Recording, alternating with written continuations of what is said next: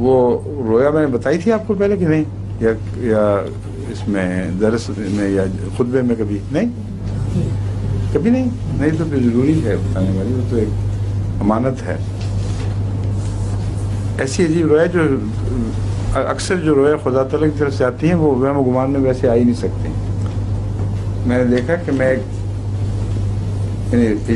Russia کا نام تو نہیں ہے، لیکن یہاں سے جو میرے ذہن میں سمت ہے وہ رشیا کی سمت ہی ہے، اور رشیا کا بھی شمالی حصہ۔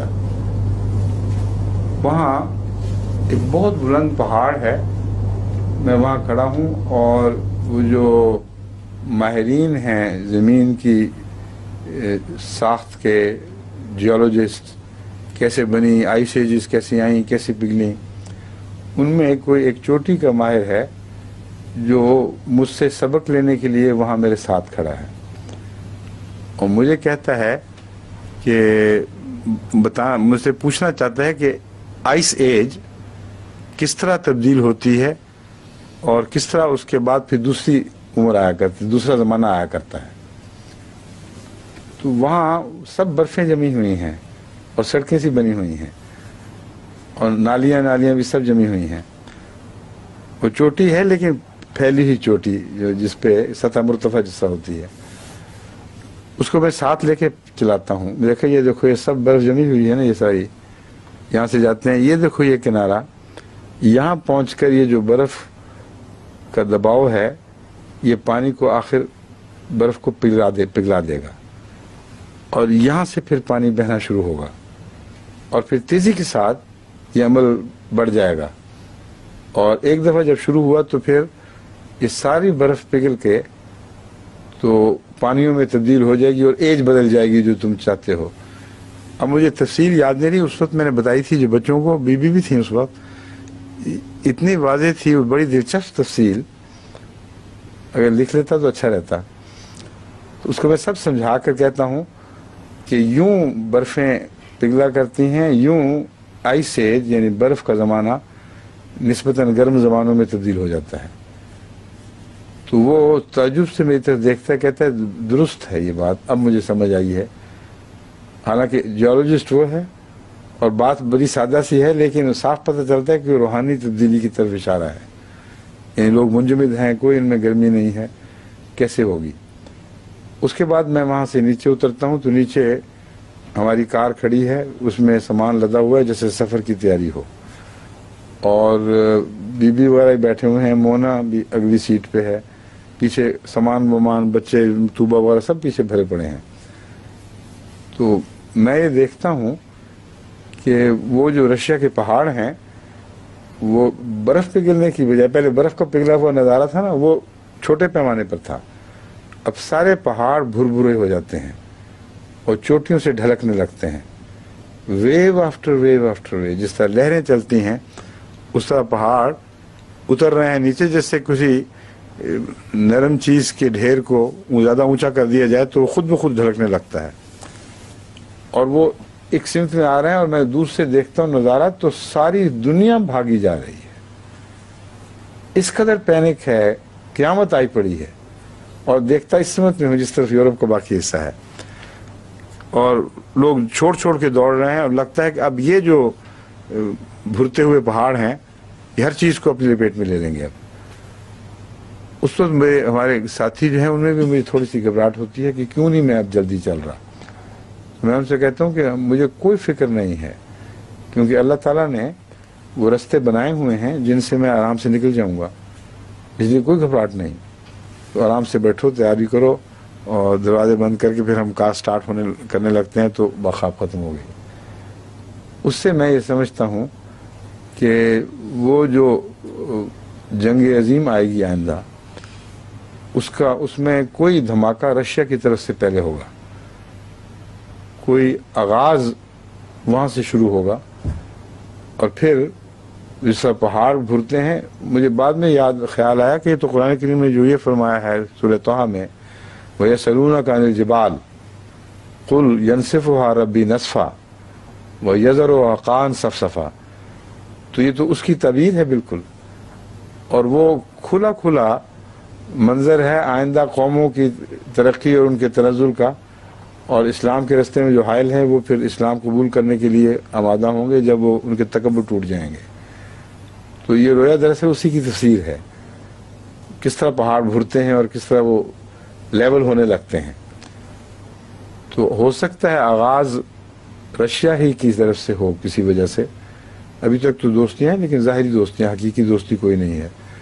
کوئی ایسا واقعہ ہو جائے، وہاں اندرونی انقلاب آ جائے، سخت گیر لوگ دوبارہ حاکم ہو جائیں، کوئی اور ایسا واقعہ ہو جس کے نتیجے میں پھر وہ دھماکہ ہو جائے. تو یہ احتمالات سب احتمال نہیں بلکہ یقیناً ہونے والی باتیں ہیں جو آئندہ زمانے میں ہوں گے. اب اللہ بہتر جانتا ہے، ہم دیکھیں گے یا بعد میں لوگ آنے والے دیکھیں گے. لیکن انہوں نے مٹنا تو ہے ہی. یہ وہ آیت ہے جو اپنی جگہ اس کی الگ پیشگوئی فرما رہی ہے. وَمَن يَكْفُرْ بَعْدُ مِنْكُمْ، بس جو بعد میں تم میں سے کوئی انکار کرے گا، فَإِنِّي أُعَذِّبُهُ عَذَابًا لَا أُعَذِّبُهُ أَحَدًا مِنَ الْعَالَمِينَ، پھر میں اسے ایسا عذاب دوں گا کہ جب سے زمانہ بنا ہے کبھی کسی اور قوم کو ایسا عذاب نہیں دیا گیا. اور واقعتاً جو ایٹامک وارفیئر ہے، جو جس میں ایٹامک سٹاسفے ہو جاتا ہے، یہ ہولوکاسٹ، اس کا تو کوئی جواب ہی نہیں. ویسے تو دنیا نے کوئی چیز دیکھی نہیں، مگر یہ بھی خوشخبری ہے کہ احمدیوں کو اللہ بچا لے گا. رستہ رکھا ہوا ہے جس رستے سے وہ نکل جائیں گے انشاءاللہ. یہ دوبارہ ضرور ابھرے گا. روس کے اندر وہ طاقت کی اکائیاں موجود ہیں جن میں دہائیاں بننے کی صلاحیت موجود ہے. اس وقت آپ کو اکائیاں دکھائی دے رہی ہیں، لیکن پوٹینشلز کی یہی بات ہوا کرتی ہے کہ پوٹینشل اگر صحیح استعمال ہو ایک وقت کے بعد بڑھتا ہے، پھولتا پھلتا ہے اور زیادہ ہو جایا کرتا ہے. روس میں بڑی بھاری طاقت کی اکائیاں موجود ہیں اور گزشتہ 70 سالہ اقتصادی غلطیوں کے نتیجے میں روس کو جو نقصان پہنچا تھا یہ دائمی نقصان نہیں ہے. روس نے لازماً ایک بڑی طاقت بن کے ابھرنا ہے، خواہ تمام ریاستیں اکٹھی رہ کر ابھریں یا الگ الگ رہ کر بعد ازاں دوبارہ ایک دوسرے کی طرف گریویٹیٹ کریں، ایک دوسرے کی طرف جھکیں اور ایک بڑی وسیع پیمانے کی کانفیڈریشن بنا لیں. لیکن جو بھی ہوگا اس علاقے کی تقدیر میں دیکھ رہا ہوں کہ آئندہ زمانوں میں اس نے ضرور اہم دنیا میں کردار ادا کرنے ہیں. اس لیے روس کی طرف میں جماعت کو توجہ دلاتا ہوں، اس کے لیے بھی دعائیں کریں گے، کیونکہ اس سے پہلے جب کہ روس کا ہوا ساری دنیا میں پھیلایا جا رہا تھا اور مغربی پروپیگنڈے کے ذریعے اس کو دنیا کی سب سے بڑی انسان دشمن طاقت کے طور پر دکھایا جاتا تھا، اس وقت بھی یہ روس کا ہی فیض تھا کہ غریب ملکوں کو سانس لینے کی آزادی ملی ہوئی تھی. چھوٹے ہو کر بڑوں کو للکارنے کی طاقت تھی. یہ توفیق تھی کہ اگر ان سے ظلم ہو تو اللہ اعلان دنیا میں کہیں کہ ہم پر ظلم ہو رہا ہے. اور روس کی حمایت کا ہوا تھا جو بڑی بڑی طاقتوں کو، امریکہ کو اور یورپ کی طاقتوں کو اپنے مقام پر رکھتا تھا. ان کی مجال نہیں تھی کہ اپنے مقام سے ہٹ کر آگے بڑھ کر کسی پر مزید ظلم کر سکیں. ظلم کے ہاتھ جو چل پڑتے تھے، وہ تیر جو کمانوں سے نکل چکتے تھے، ان کو بھی واپس لے لیا جاتا تھا. مصر میں کیا ہوا اس کی تاریخ آپ کے سامنے ہے. سویز کینال کے جھگڑے کے بعد کیا قصہ ہوا اور بعد میں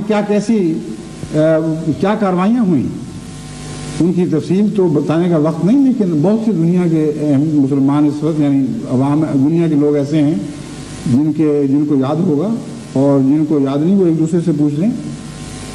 اب مثلا پاکستان میں میں ساری تفصیل تو نہیں بتا سکتا، لیکن جمعے کے بعد باتیں ہوں گی تو پوچھیں ایک دوسرے سے کہ کیا ہوا تھا، تو وہ آپ کو بتا دیں گے کہ ایجپٹ میں کیا کارروائی ہوئی تھی.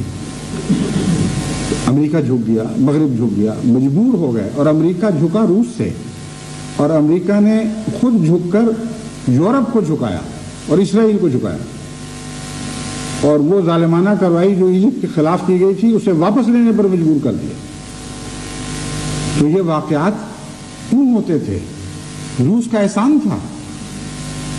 بس یہ احسان بالارادہ تھا یا حالات کے تقاضے کے نتیجے میں خود بخود ظاہر ہو رہا تھا؟ لیکن احسان احسانی ہے. دنیا کو ایک قسم کا امن نصیب تھا، وہ امن دنیا سے اٹھ گیا ہے. اس لیے اپنے اس محسن کو دعاؤں میں یاد رکھیں، دعائیں کریں کہ پھر خدا روس کو ایک عظیم طاقت بنا دے، لیکن ایسی طاقت بنائے جو اپنے ملک کے باشندوں کے لیے بھی بہتر ثابت ہو اور دنیا کے دوسرے ملکوں کے باشندوں کے لیے بھی بہتر ثابت ہو. یہ ایسی طاقت ابھرے جو اسلام کے اس اصول کو سینے سے لگا کر اٹھے کہ ہم نے عالمی عدل قائم کرنا ہے اور مظلوموں کی حمایت کرنی ہے اور نیکیوں میں ایک دوسرے سے آگے بڑھنے کی کوشش کرنی ہے. السلام علیکم ورحمۃ اللہ وبرکاتہ. ناظرین، ابھی آپ نے خدا کی باتیں سنی ہیں جو خلیفہ وقت نے ایک اپنی رویا کے ذریعے بتایا ہے کہ یہ معاملہ ہو سکتا ہے، کبھی بھی ہو سکتا ہے. تو اس لیے ایسا لگتا ہے کہ اب وہ وقت آ گیا ہے اس رویا کے پورا ہونے کا. پہلی بات تو یہ ہے کہ ہم سب کو احتیاطاً 3 ماہ کا کھانے کا سامان اور محفوظ جگہ کا انتظام کرنا چاہیے. پھر دعا کرنی چاہیے کہ یہ مصیبت ٹل جائے. حقائق جو ہیں وہ دراصل پچھلی تاریخ ہے جب مشرقی جرمنی کا فیصلہ ہو رہا تھا. اس وقت روس کے ساتھ، روس کے صدر گورباچوف کے ساتھ جرمنی کے صدر ہیلمٹ کول نے ایک معاہدہ کیا تھا، جس معاہدے کی روح سے یہ ہے کہ جرمنی مشرق کی طرف کوئی اپنی حرکت ایسی نہیں کرے گا جس سے روس کو خطرہ ہو. تو اب یہ جو معاہدہ ہوا تھا یہ دونوں کے دستخط تھے. اب یہ یورپ، جرمنی خود ہی اپنے معاہدے کی خلاف ورزی کر رہے ہیں. انہوں نے یوکرین تک رسائی حاصل کر لی ہے اور جو روس کی سرحد کے ساتھ لگتا ہے. تو خود ہی انہوں نے اپنے اس معاہدے کی خلاف ورزی کی ہے جو گورباچوف اور ہیلمٹ کول کے درمیان ہوا تھا. اب انہوں نے سوئے ہوئے شیر کو خود جگایا ہے. اب خطرہ سب کے لیے ہے. جرمنی میں ویسے معاہدے کو بڑی اہمیت دی جاتی ہے. جب دستخط ہو جائے تو اس پر عمل کرایا جاتا ہے. دراصل یہی اسلام ہے. اسلام بھی ہمیں یہی سکھاتا ہے کہ جو عہد کرو، جو معاہدہ کرو، اس پر عمل کرو.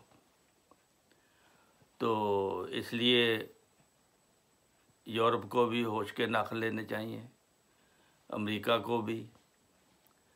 یہ مجھے زیادہ تو نہیں ہے لیکن اتنا پتہ ہے کہ اس وقت کوئی معاہدہ ہوا تھا اور یہ بہتر جانتے ہیں حکومتوں والے کہ اصل حقائق کیا ہیں، قصور کس کا ہے. اس لیے جس کا قصور ہے میں سمجھتا ہوں اس کو مان لینا چاہیے، دنیا کو امن کے ساتھ رہنے دینا چاہیے.